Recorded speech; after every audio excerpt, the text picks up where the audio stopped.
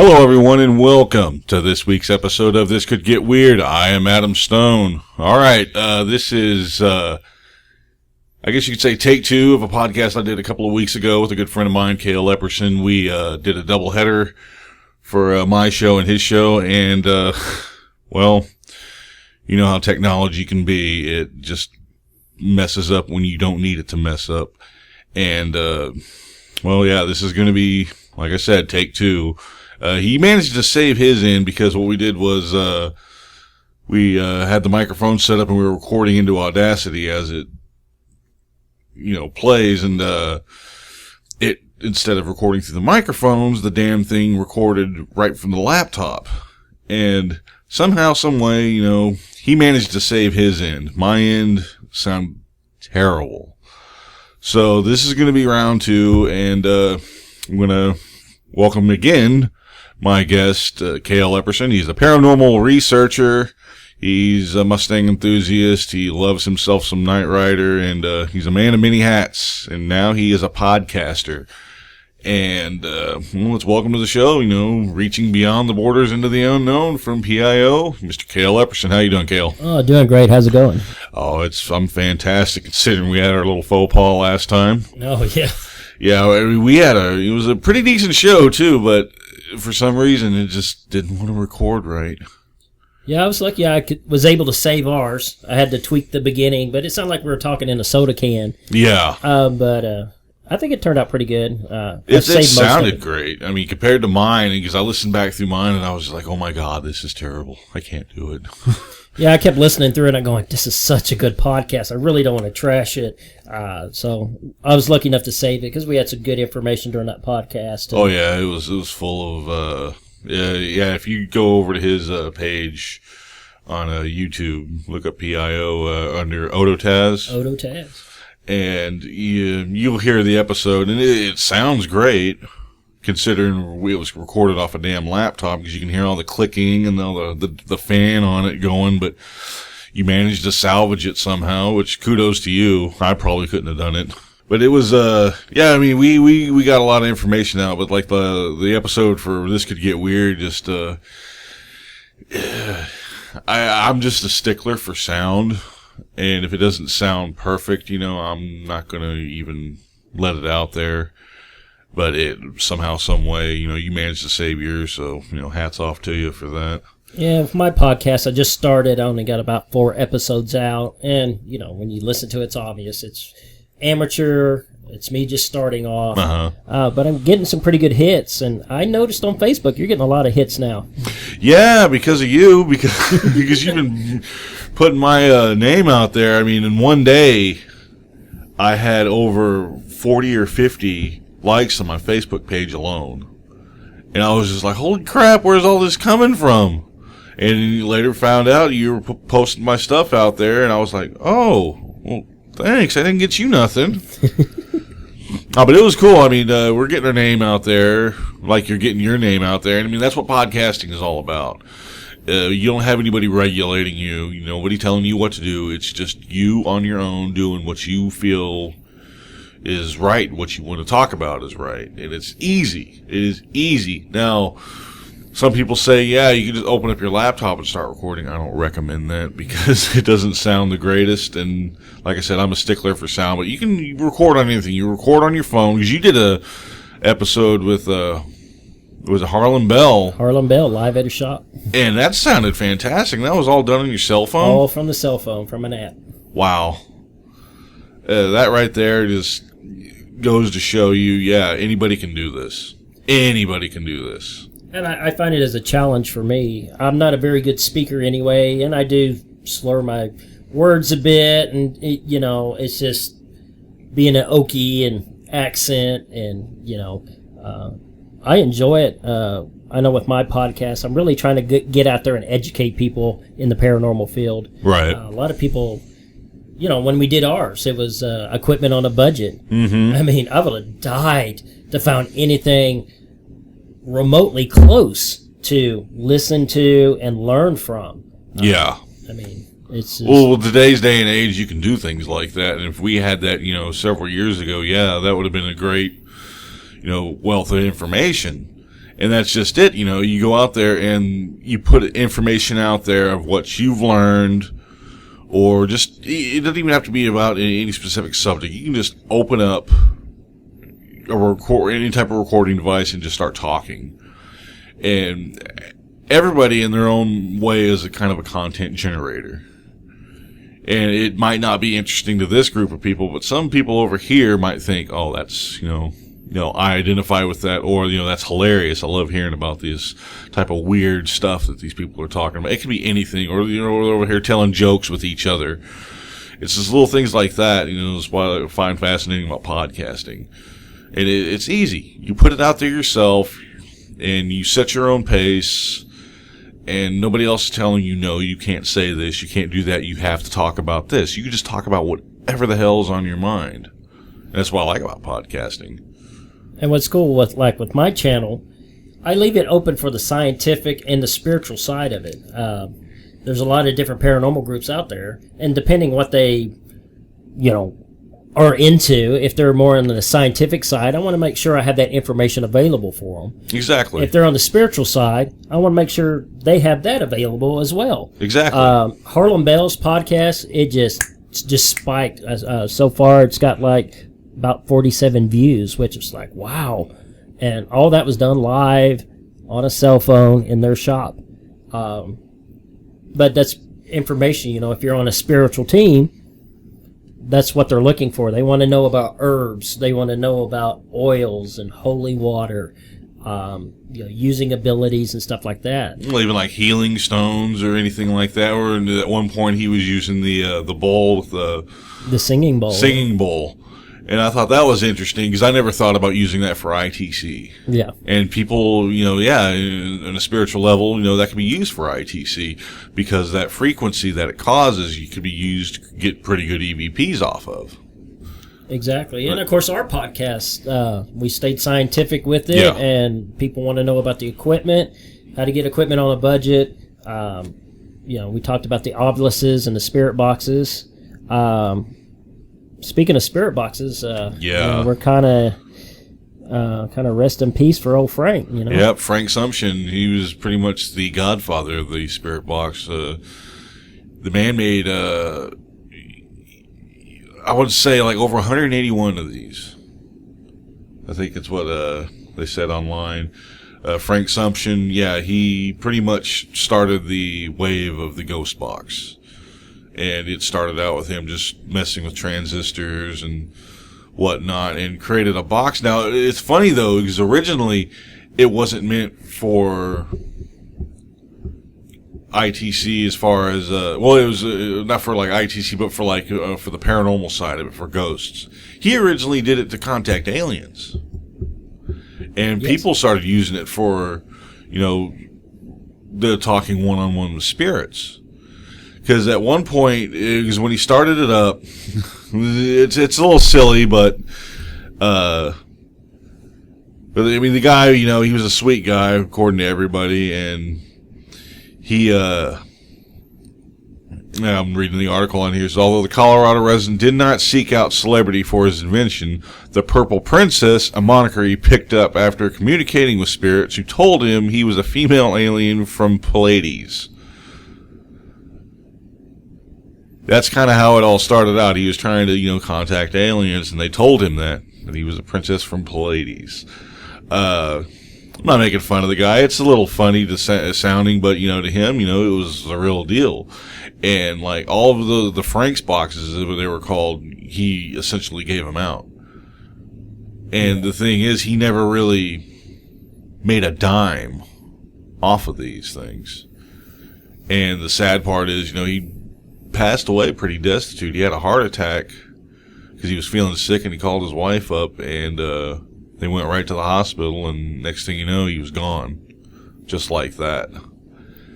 And I think they have not a Kickstarter, but they do have like a donation site out there to help with funeral expenses and stuff for him right now. And last I checked, they're about halfway to the goal, but it ends like at midnight on September 1st.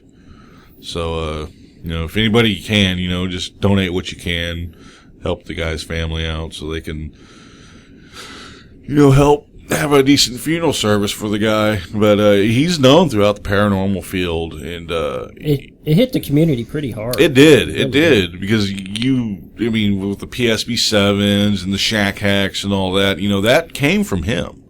Exactly. And because he was the originator of it. I mean, no matter what, even the apps that are out there, they got, those, owe a lot to Frank Sumption, because he was the one that initially started that.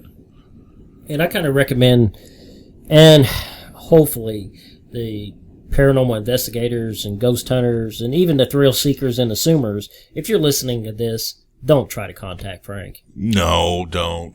I mean, I got upset, and it's one thing I was talking with my paranormal boss, is we saw on Facebook how people were trying to contact Robin Williams. Yeah.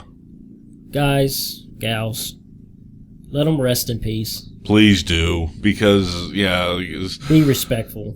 Very, because it's. Even if you want to, it's just too soon. It's way too soon.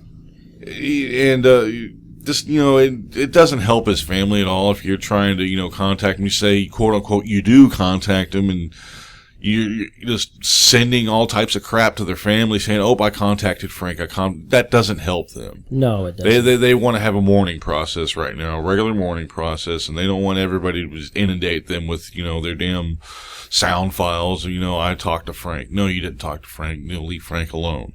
If their family members contact you directly, that's one thing. Right. But don't get out there and try to contact, Frank. Let him rest in peace. How do you know he hasn't crossed over to the other side? Exactly. So just leave him be. I've always heard theories of when people pass away, before crossing over, they like to visit their families and stuff. But come on, guys. Yeah, leave the poor guy be. Leave him be. Yeah, it's interesting though. This is Tim Woolworth of ITC Voices.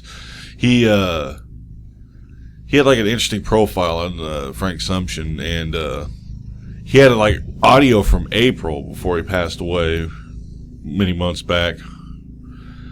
And he was using an actual Frank box when the others that Frank called him that he would contact all the time. They said that they'd be calling him home.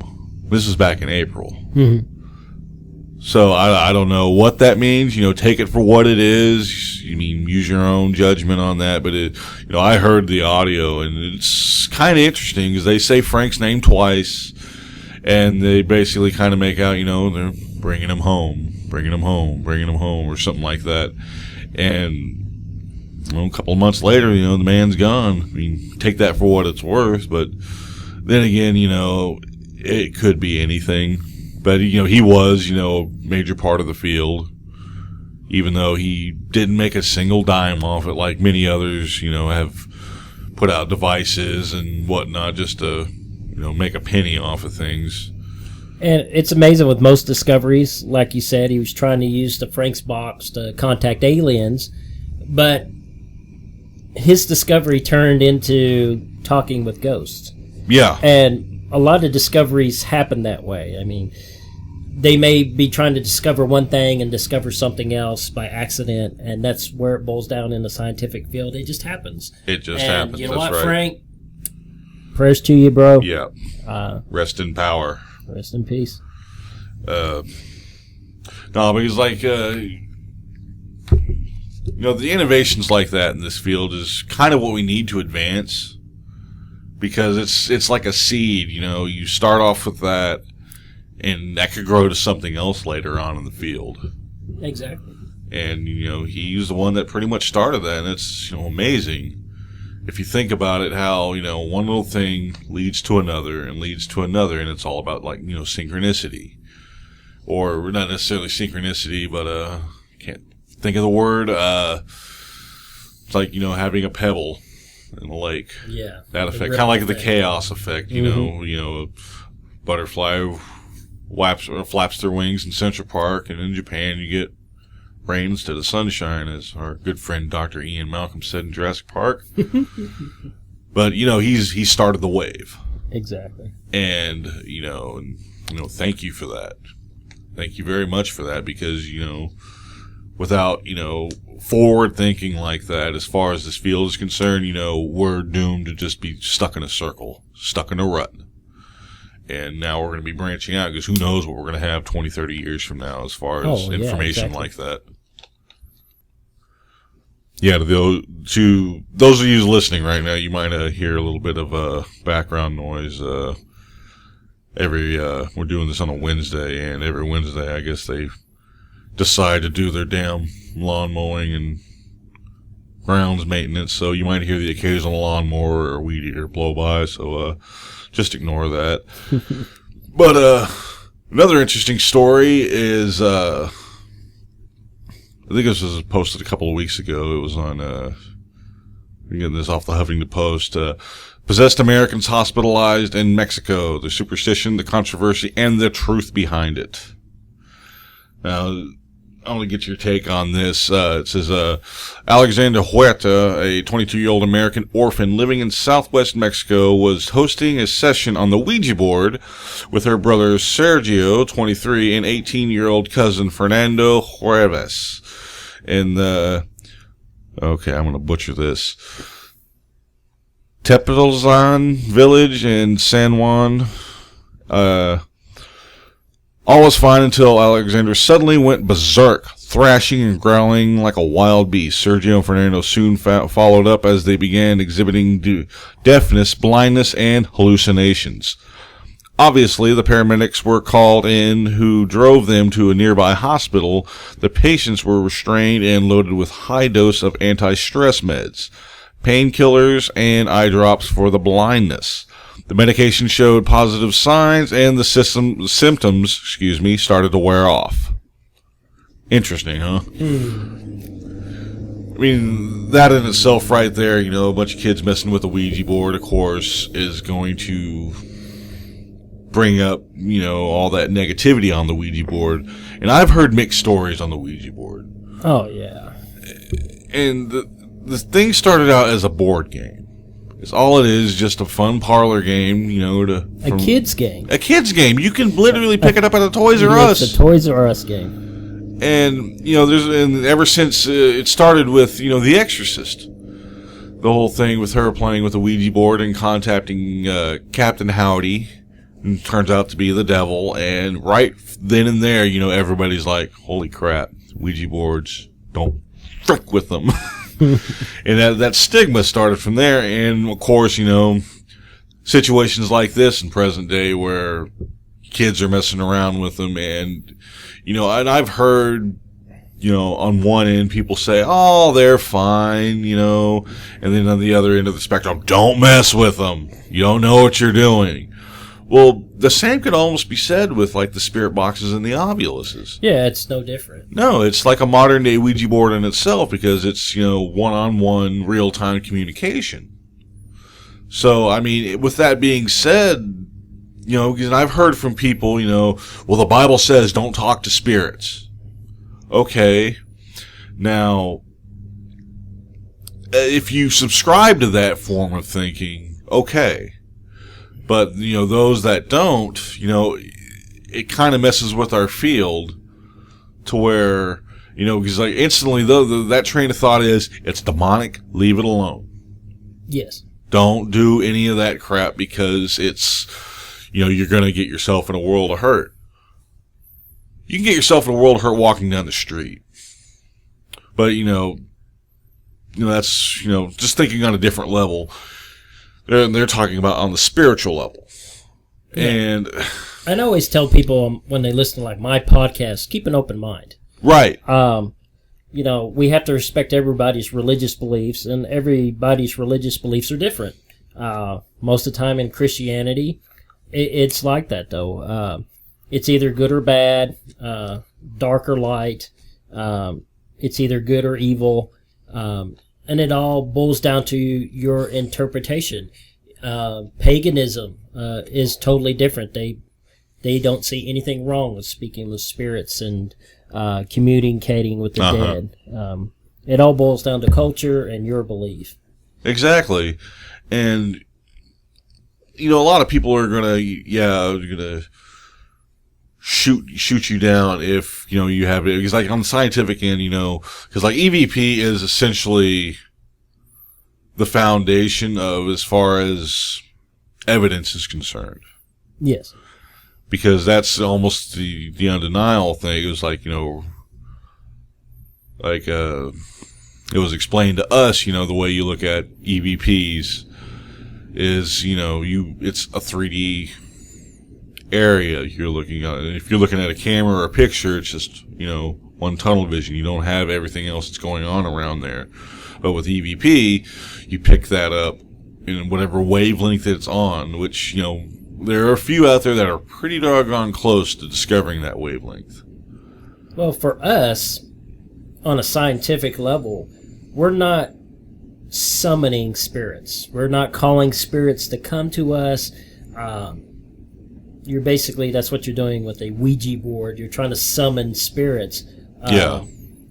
But the way I look at it, because I get ripped all the time, either by family members or friends. Yeah. They're hardcore Bible thumpers. Oh, I do too. And they say you shouldn't commune with spirits. And we're not communing with spirits because technically I can ask a question.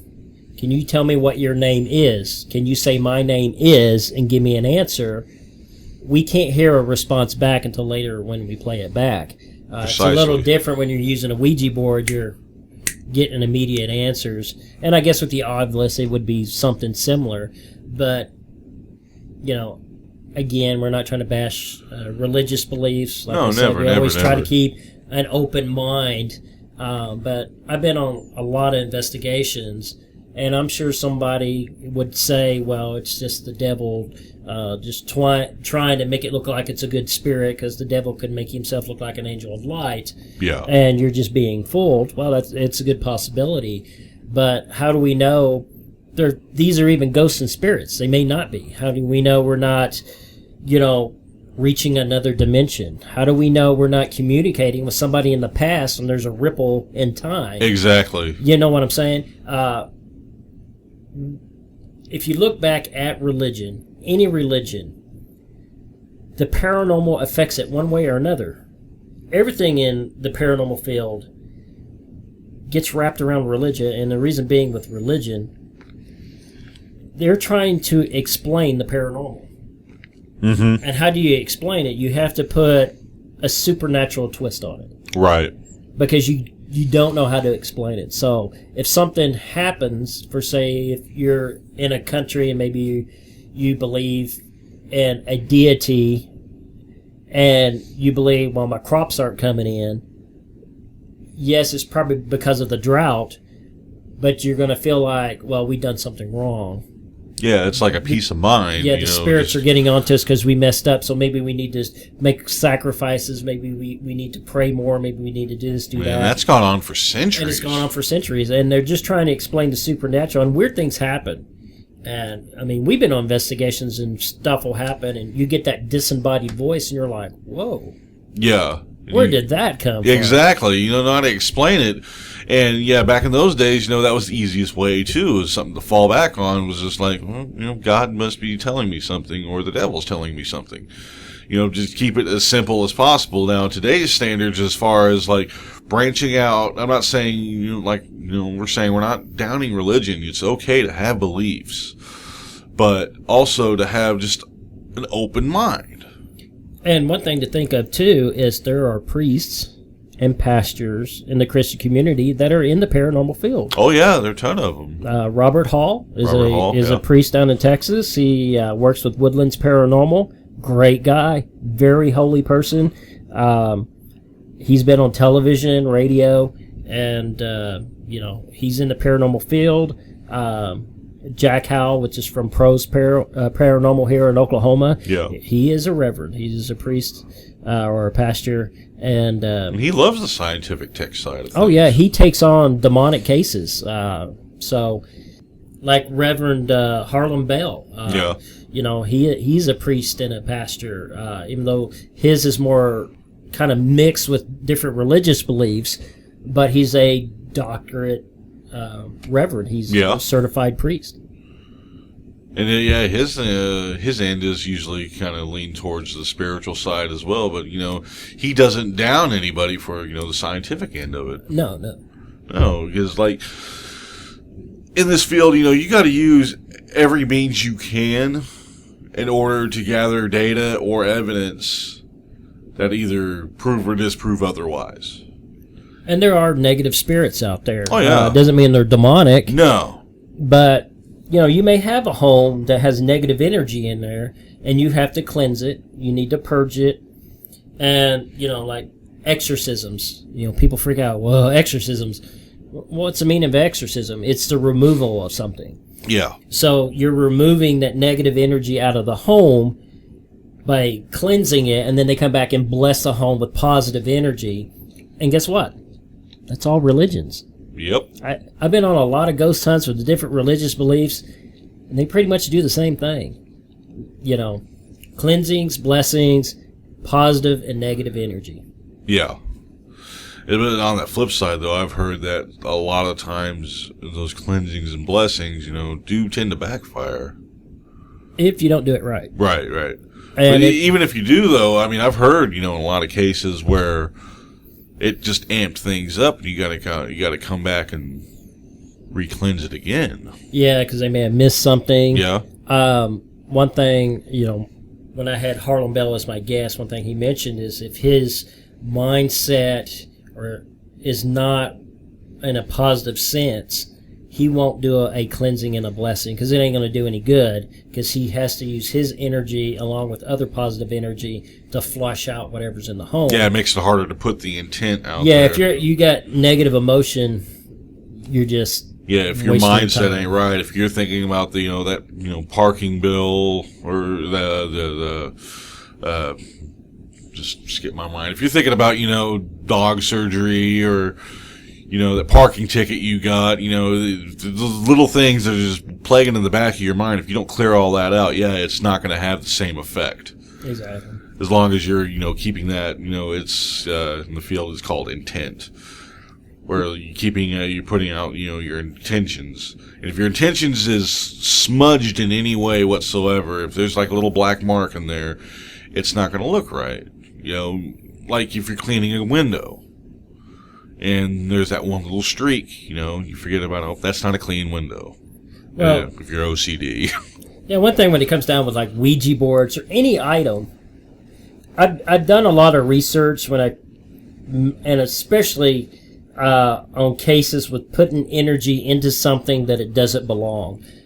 Before I joined Midnight Paranormal, I was with another group, and we investigated this lady's house, and she was putting energy into items for protection. So she would have crosses on her wall, wooden crosses, and she would say, okay, this wooden cross is going to protect me. She would have Indian medicine wheels, Indian dream catchers, Aztec dolls, all these different types of... And it makes you wonder, is that all contradicting to each other? Because it's all not part of the... Is it the intent that she's putting out there, or is... if her religious beliefs are, what is your religious belief in that case? Because, it's kind of confusing. It's like, are you pure native with those beliefs, or are you leaning over to Christ over here, leaning on your wall? Or is it the intent? Well, it boils down to, it doesn't matter if you remove the religious part out of it. You are putting your physical energy into an item that it doesn't belong. So, with hanging a cross up and claiming and putting your energy in it, saying this cross is going to protect me, you might as well be hanging up a pentagram, because all it's going to do is draw negative energy. Because that energy you're putting into it doesn't belong there. Same way with the medicine wheels and all that stuff. She's pretty much kind of like made what I call a ghost trap in her home. She had a lot of negative energy in her home. We end up getting a lot of EVPs. She would claim that her son would be kind of violent in nature. And we that's the first thing I noticed was all these weird, religious symbols all over the home. So after our investigation, she asked, well, how can I get rid of some of this stuff? And of course we told her about the cleansings and the blessing, whatever her religious belief is.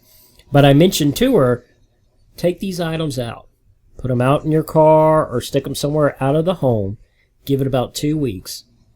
And then when you put those items back up again, just say, this item is just for decoration only. Hang them up on your wall. And after she did that, no more activity. Right. I don't know if you ever heard of the story of people would sleep with the Bible underneath their pillow. Yeah. And the idea was to keep bad dreams away. Well, their belief is the Bible, a book. They're putting energy into a book, claiming this item is going to protect them from bad dreams, and all it does is draw negative energy. I've been on one house investigation where a woman was doing that, and her family was being tormented by ghosts. And it's just little stuff like that. It's no different from the Ouija board. You're putting energy into an item that it doesn't really belong into. Now, there's probably people listening saying, I use Ouija boards all the time. I know what the heck I'm doing, blah, blah, blah. Kel, you don't know what the heck you're talking about. Well, it's possible. Maybe I don't know what I'm talking about. But here's the deal. Keep an open mind. Oh, always keep an open mind. Always Absolutely. keep an open mind. I've heard of people using Ouija boards before. The idea with the Ouija board that one person needs to be in control of it, using their energy. People want to get rid of it. A Ouija board, how they do that. They don't want to, you hear claims you don't want to burn it. You don't want to tear it up because some weird way it's going to end up back in your home causing more issues. The board is just a board. It's just an item. On a spiritual sense, you can have that board cleansed. You're good as go. You can trash that thing, Oh, yeah, like case in point, before I joined the Midnight Paranormal, I did like an independent case for a friend of a friend that lived across the street from him, and she had a real bad experience with a Ouija board, where there was a boyfriend was possibly possessed. And this is all before I came in there. And I did like a brief investigation of the home. And she had the Ouija board tossed out in the garage. So I went out there and did a spirit box session and didn't get much. But when we went back in the house, there was just all this heaviness, this dark feeling. Because I was using a couple of things at the time. I was experimenting with it was a cell phone app. And, I don't know, it was just kind of a weird, bizarre night. But, I didn't really get anything out of it, but it just that ominous feeling, like anything was going to pop off and happen at any moment in time. But it's like you said, that negative energy. It's right there. And with using a Ouija board, you're thinking you're talking to grandpa, and you don't know who you're talking to. You could be talking with just an evil spirit, or maybe even a demonic presence. Even though it's rare, it could be something fooling you to make you think it's grandpa. And I've heard of people having negative results from using a Ouija board. I heard theories that you can open up portals. Myself, I just don't mess with Ouija boards. It's just not my thing. I think it's too, I don't know, it's just not my cup of tea. Let's put it that way. Yeah, but the story goes on, says they had involuntary movements, and it was difficult to transfer them to the nearest hospital because they were so erratic. It appears as if they were in a trance-like state, apparently after playing with the Ouija board. They spoke of feeling numbness, double vision, blindness, deafness, hallucinations, muscle spasm, and difficulty swallowing. The doctors made no comment on the patient's condition, never breathing a word about whether or not they were really possessed. After some more grave digging, the Daily Mail came up with the actual version of the events. The trio was actually performing the seance with their guardian's consent, who gave in to Alexandra's yearn to communicate with her deceased parents, explaining to the trio that what a seance is and how it is done. Allegedly, the three used an enhancement drug. Oh, there you go. Ding, ding, ding, ding, ding. Drug called, what is that? Brugmansia, or the angel's trumpet, prior to commencing their session. The drug, according to local Mexicans, is a common medicine that shamans use. It is a poisonous drug which can cause dark hallucinations, confusion, muscle paralysis, and even lead to death in large doses. No. Yeah. We have a winner. It's demons. It's demons. Get thee behind me, Satan! And you too, lawnmower Satan man, go away. The Guardians, however, continue to maintain their superstitious hullabaloo. Yep, it's still demons. I don't give a shit what they took. Exactly. Well, it just boils down to you're dealing with a culture that is very superstitious. I mean, they're using a spiritual form drug to communicate with spirits. Either way, it's a hallucinogenic, so it's going to... Yeah, it has nothing to do time with the Ouija board. It was because they were on drugs. There's a lot of shamanism in the hills where they live, and I was terrified when I saw what the Ouija board had done to them. She was possessed by a spirit who wanted to harm her. That was The Guardian by Maria You know, a lot of people... Camano. Well, one thing that cracks me up is I always get people asking me, aren't you afraid ghosts are going to possess you? And I'm like, no. Aren't you afraid demons are going to possess you? No. And they're like, well, why not? Well, you have to allow it. Yeah, you have to let them in. Yeah, because people, you got to realize it's your body, your temple. You allow whatever you want to come into you. Now, can you be affected by the paranormal? I do believe so. Yeah, they can mess with you. I've known cases where people, and even myself, I've been to locations and gotten emotional or sick to my stomach. It's not really the ghosts affecting you. I think it's just part of the residual that's left behind.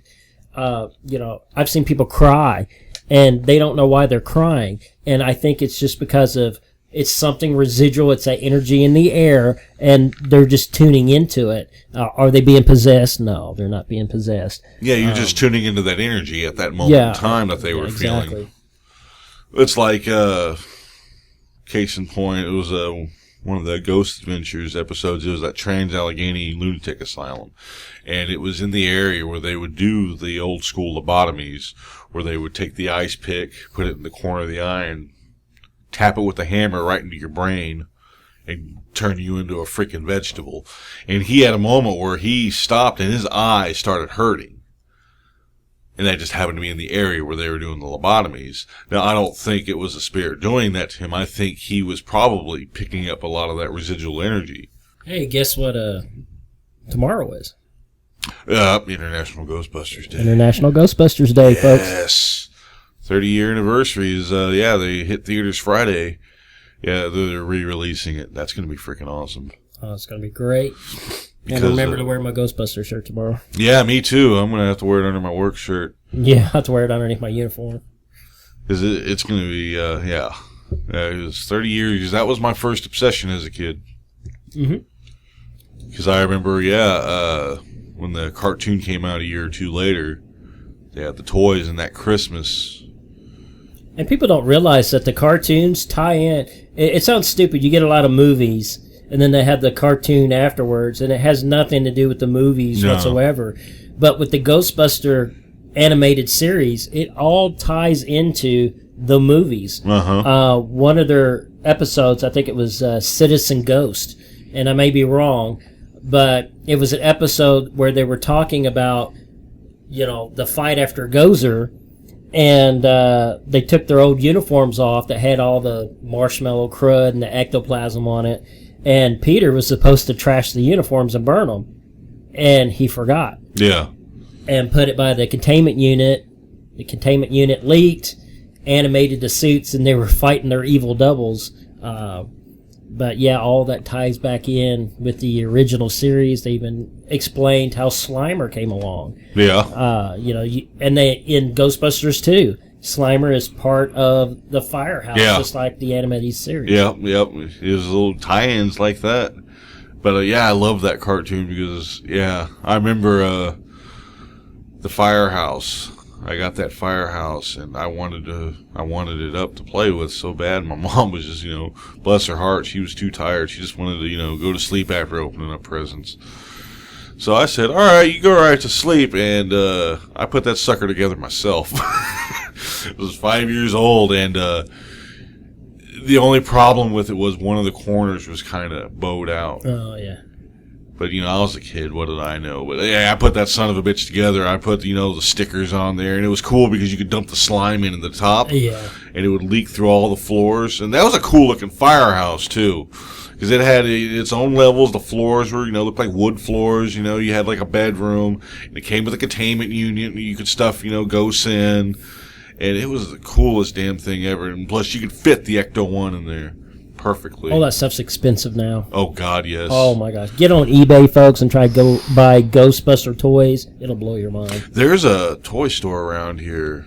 It sells a lot of vintage and, like, collectibles and stuff. They open up very rarely. They have, like, their own hours, like, between, like, 1 and 4 or something like that. And it'd be every other day. But he opens up and he posts pictures online, and he'll post something on there that just blows my mind. I'm like, oh my God.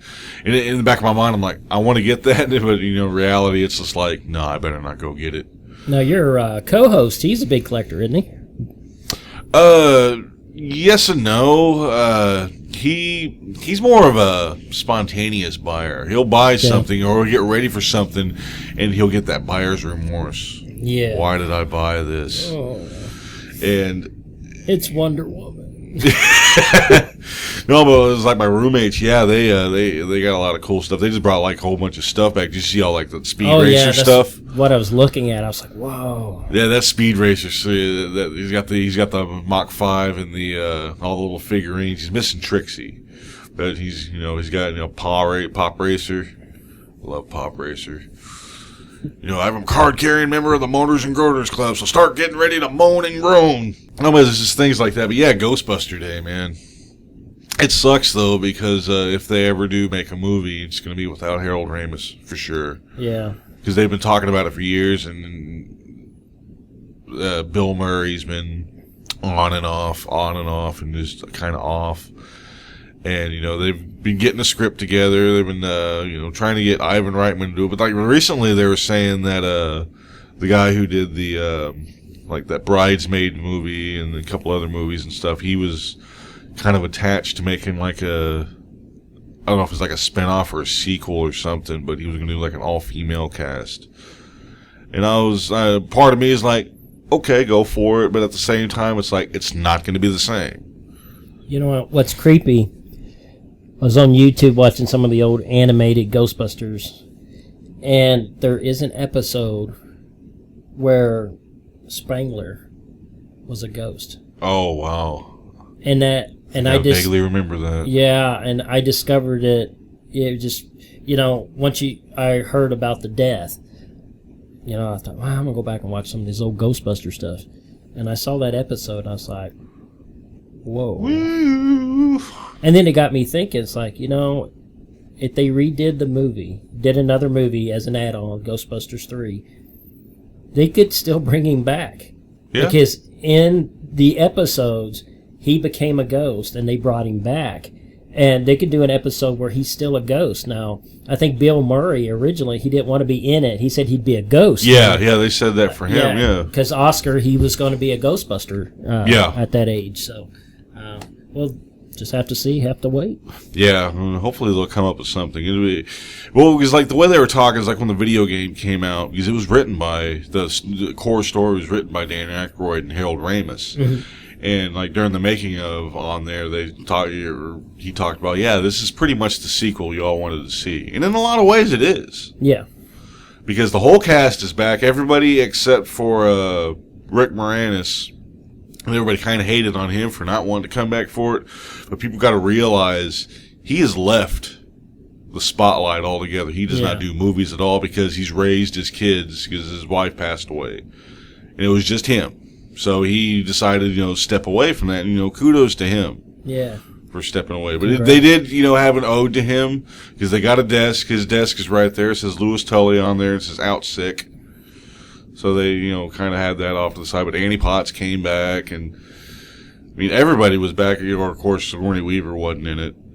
But even the guy, William Atherman, I think his name, the guy who played Walter Peck, he was in it. Yes, he got hate mail.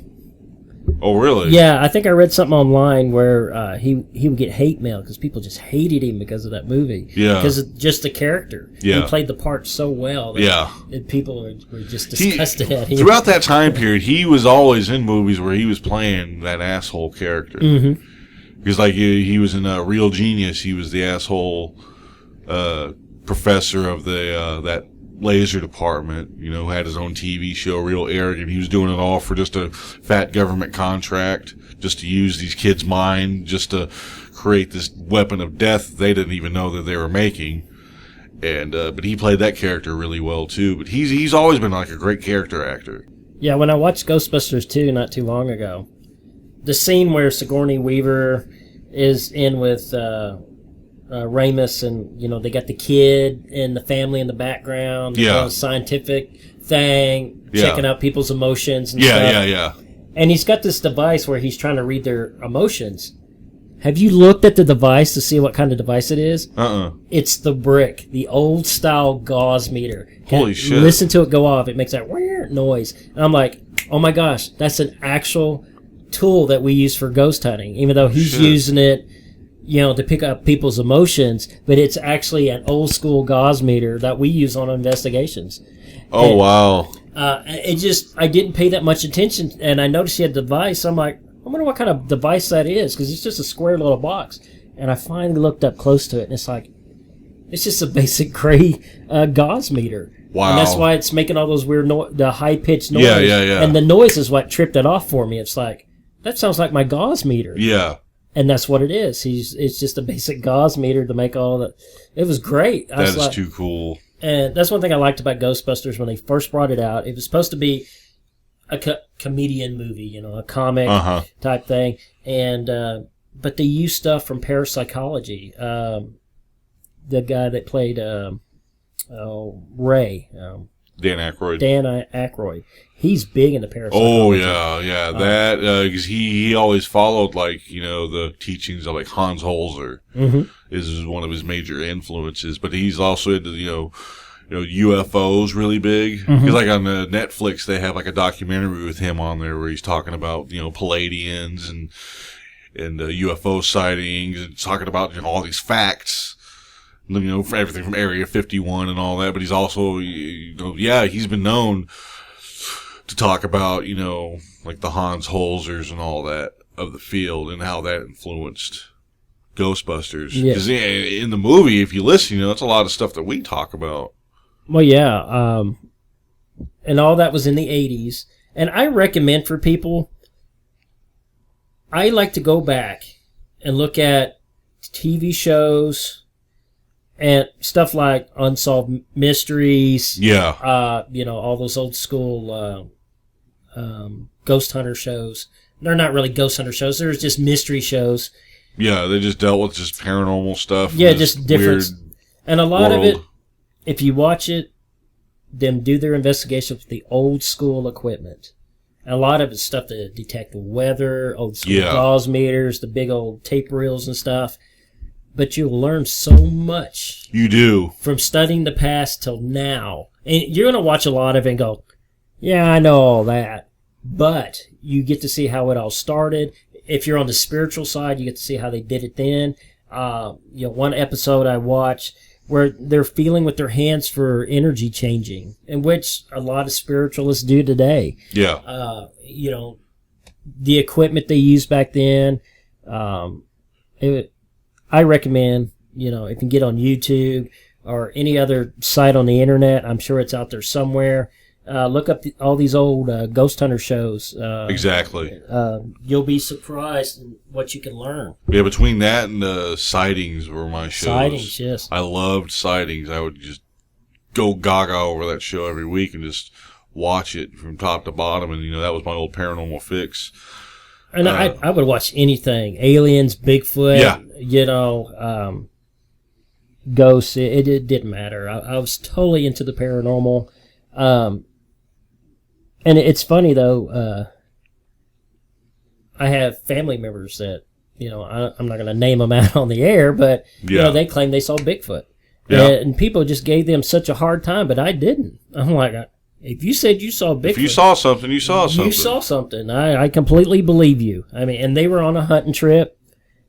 Did they see Bigfoot? I don't know. Yeah, you will. We weren't there to witness it, but, you know, this is in Tahlequah, Oklahoma, out in the woods.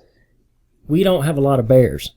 No. You know, and I doubt it was a giant raccoon.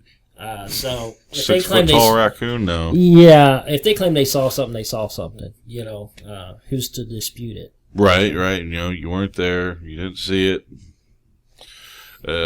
No, it's things like that, you know, in the field that, you know, you just try to advance as much as possible because people have experience like that and you want to be able to document this sort of thing. And that's what we do, is essentially trying to document and prove or disprove, you know, and it's a lot of ways to help people out. Yeah. I mean, that's the main thing right there, actually, because, you know, it could be the most simplest explainable thing ever that they just don't realize, they don't know about. And that's what we do. We're not there to kick a hornet's nest and let somebody, you know, deal with it and call out, you know, spirits and provoke and all this. You know, that's not what we do. And nobody should do that. No, nor should you freaking charge these people. Oh, that just ticks me off. It's crap when you do that to people and you tell them, you know, yeah, it's going to cost you X amount of dollars. Because, yeah, on one end, you know, I see where people, you know, you travel, you know, across the state or something like that, and you're doing it out of your own pocket. Well, it just doesn't justify going into somebody else's house and saying, give me money, I'm going to prove or disprove, you know, that you have a ghost. Because in the long run, you won't get anything, probably. No. And that's where people start faking shit. Yeah, that makes me mad, too. I get in major conversations on Facebook on these ghost hunter pages because it just ticks me off. Somebody will have a legit problem. They're wanting answers, and some idiot gets on there and says, you got demons in your house, you got monsters in your house. Yeah. Just recently, you know, that some guy claimed this woman's clock had a ghost in it, and she needs to destroy her clock. And I'm like, seriously? You never been in her home. She could be living in Washington and you be living in Florida, and you're telling her to destroy her clock because you believe there's a ghost or a demon in it. And it ticks me off, too, when you get these people, you need to ignore the fact it could be camera issues. Don't listen to those people. You live there. You know what's going on. So if you think it's a ghost, it's probably a ghost. Yeah, you got a full demon in your house. Oh, yeah. Just tell them that over the internet. You know, you're an expert. You know, yeah. Without even looking into their home. I got ticked off. I read one post. Somebody posted a dust particle, and they were wanting to know if it was an orb or not. It's obvious it's dust. And some woman from New York City posted on there, that's definitely an orb, because I know because I'm a paranormal investigator. I tell you what, she got unloaded on by the experts in the field. I really wouldn't say experts, but the experienced ones in the field. They were ripping her apart, and she got to the point she just deleted herself off because of that stupid statement. Because it's like, if you're a paranormal investigator, you should already know how to debunk. Yeah. You know, it's different if she said, I believe this is an orb, and the reason why, because I'm a spiritualist. I can fly with that. Because I understand spiritualists really believe, and like I said, keep an open mind, folks. You know, I'm not saying orbs are not real. I've been out in the field and seen orb activity. Oh, Kel, you're crazy. No, it's not I'm crazy. I've seen crap like that in the field, but we weren't able to document it. Okay, I've been to locations and had people stop me and say, what the heck is that? And these little orb movements moving through the air. Uh-huh. And you can't get it documented. It just happens. It's like looking for Bigfoot. Finding an orb is like looking for Bigfoot. Good luck trying to get one. Yeah. Okay, and on very rare occasions, you might get it on photograph or video. Well, they happen when they want to, kind of deal, you know? Well, yeah. Like looking for a tornado. Yeah. Okay, the conditions got to be right for it. But the majority of stuff that are taken, or photos taken of, it's dust, water moisture. All that's been scientifically proved. And like I said, I don't want to get into a big debate over orbs because it ticks people off. if you're on the spiritualist side, if you want to believe in orbs, that's great. Work on that. Because you know what? I think orbs do exist. That's my personal opinion. But if you're a spiritualist, you really need to learn how to debunk, just like the scientific side. Because the problem is, you're trying to, if I'm a skeptic, you're trying to convince me this little picture of a ball of light is spiritual energy. But if you can't debunk the normal or dismiss the normal to find the paranormal, you're going to look like a fool. Yeah, you're going to look like a jackass. And people are going to like, you know what, you're full of crap. That's a dust particle. That's water. And then you argue back with them and say, no, it's not. Because what ends up happening, they'll be like, prove it. Prove to me that speck of dust is a ghost. And you can't do it because there's no proof. No. Well, you got to have faith in it. Faith of what? We're here to try to figure out if this stuff really exists or not, okay? And these people do their research too. They can look at it and go, that's dust. Seriously, that's hair. One guy posted a video, like 2 or 3 videos of the same thing, and it shows this piece of hair, shows this girl in the kitchen swiping her hair, and you can see that piece of hair floating from the kitchen straight towards the camera. Look at this orb activity. I'm like, it's hair. It's obvious it's a piece of hair in a draft. And people don't understand that, you know, people are like, hey, it's obviously an orb. You can tell how fast it's traveling. You know, if it's dust, it's just going to move slow. If it's an orb, it's going to travel fast. Really? Seriously? Okay, here's the deal. You can walk and barely move, and you're shifting the air enough to make dust move. Yeah. And dust can move fast. Well, plus you got currents from ACs, fans, and stuff in the background, and nobody. And it doesn't take much to move it. I mean, it's like having a current through water, but you do have drafts in your house. I guarantee you could find just by like having like a little handful of like some sand or dust or something, which way the wind's blowing. I mean, lick your finger, put it in the air. Oh, there's a draft right there. Boom, done. And I guarantee if you throw a little bit of dust in there and you take a picture of it, you're going to have some freaking orbs. Oh, yeah. One lady, she used to post a lot on these ghost pages. She wanted people to believe in orbs so much that her house was just infested with orbs. She figured out how to get the camera angle at a light just perfect where you could see the dust reflecting the light. And all it proved was her house was dirty. Yeah. I mean, she wasn't proving... Just means you're a piss poor housekeeper. Yeah, and we were trying to, people were trying to explain to her online that, no, those are not orbs. That's dust. You're actually proving that it's dust. And she got mad, of course, deleted herself off. And a lot of people... There was a article I posted not too long ago on a scientific basis when it comes with the paranormal is that research has shown that people's desire to believe in the paranormal phenomena causes them to discount strong evidence that it does exist or does not exist. Yeah. They want to believe so bad that orbs are spiritual energy. Exactly. And it boils down to like this saying here is, you have to dismiss the normal to find the paranormal. And people, they want to believe so bad that ghosts exist. They want to believe so bad that orbs exist. They completely can't accept the fact that it does not exist. And as a paranormal researchers like us, when we investigate a home, we're trying to prove that there's nothing there. Yeah, our goal is to go in there and disprove it. Yeah, just totally disprove it, discount it. So when we're going through the evidence, if we do find anything, okay, what's the logical reason why we may have this? Exactly.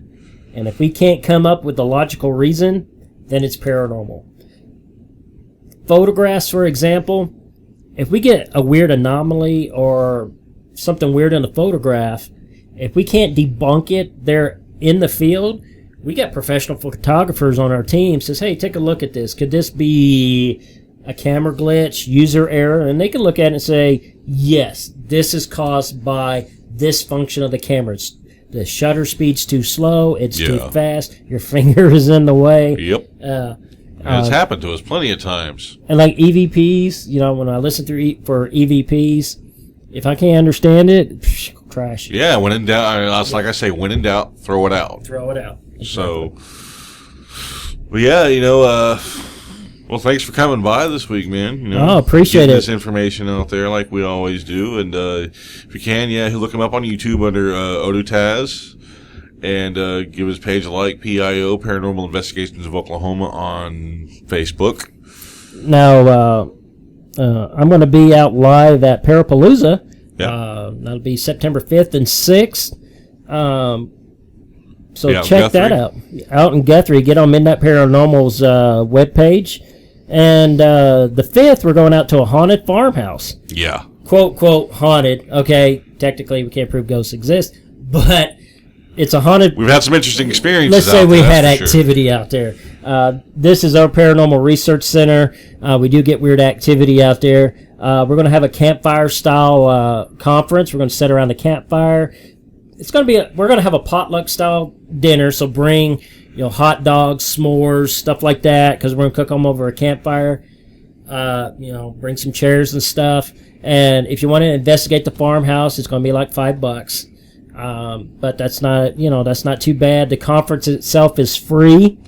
On the 6th, now we're going to be down at Mineral Springs. Mineral Springs, yeah. That's down in Guthrie. It's a park down in Guthrie. And it's going to be around tabletop conference. I'm going to be out there live also. I'm going to do a 2-day podcast. And Adam, definitely, he's going to try to be out there. And I'll have my table set up, and come see me out there. Well, I'll put you live on the air, and you can tell me about your ghost stories and stuff. Yeah, come on. Yeah, bring your ghost stories. We'd like to hear all about them. I'll definitely try to be out there those days. Hopefully I can produce your show for you. Now, if you want to set up if you want to set up a table out there, that's for free. Yeah. Just bring your own table, if you want to be a vendor. Share your wares. Yeah, sell your wares. Exactly. And we'll be just sharing ideas, sharing materials, and investigating. And it's going to be a whole lot of fun, and we hope to see you there. Yeah, and on the 6th, they'll be investigating Guthrie Haunts. It's a haunted fun house, and the Paranormal Research Center in Guthrie, which is owned by pros. So it's going to be a very great conference. It's going to be a good day for me, a ghost hunter, that's for sure. Yeah, most definitely.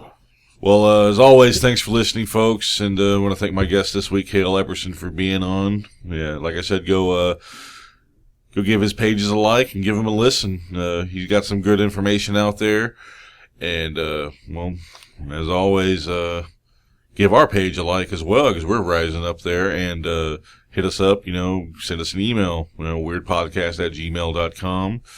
And but thank you for listening, folks. For This Could Get Weird this week, I'm Adam Stone. And this is Kel Epperson. And as always, stay weird.